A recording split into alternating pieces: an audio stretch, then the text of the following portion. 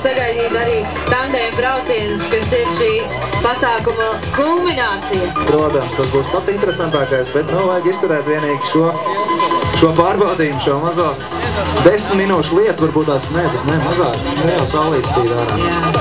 Edgars ir devies trasē, un gaidām, kā viņam veiksies. Un trasi atkal kļūst sapja. Ai, sagriežās.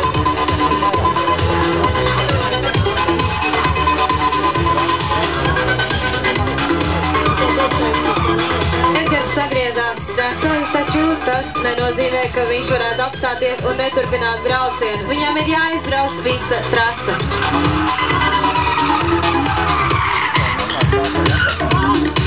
Un tiesnešiem arī lietus tur augšā. Vai dieniņu uzgavilēsim mūsu tiesnešiem un vērtētājiem? Viņi ir tie, kas šodien rūpēsies par to, lai mūsu top 16 braucēji būtu tiešām tie, kas uzrādījuši labāko sniegumu šodien. Jā, man liekas, ka šodien braucēji cīnās par lietus vīra titulu. Lietus vīrs 2008, 3. augusts. Bet ko darīt? Viena trasa, sacensības ir sacensības. Edgars cīnās līdz galam, un tūlītās viņam jāiet lielajā ovālā.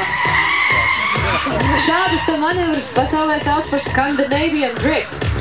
Scandinavian Drift. Wow. Tās ir tā, ka, teiksim, pirms līkuma mašīna tiek iemētāta līkumā. Tas ir tas Skandināvu drifts, jā?